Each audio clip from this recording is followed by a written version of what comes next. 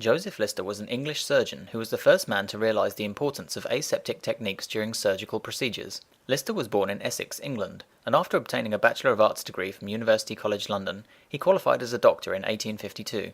Lister became assistant surgeon at Edinburgh Royal Infirmary and was later made surgeon at the Glasgow Royal Infirmary in Scotland.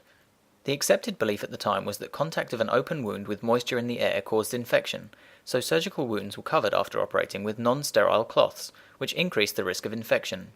Lister refused to accept this theory, and after reading the works of Louis Pasteur, he tried to prevent bacterial infection of surgical wounds by applying pure carbolic acid to surgical dressings, as well as cleaning wounds with the acid during and after surgery. Lister studied the effects of his treatment for 2 years and then published his findings. This led to the adoption of doctors wearing white gowns, which were used to show dirt, and using surgical gauze and carbolic acid to clean wounds after surgery.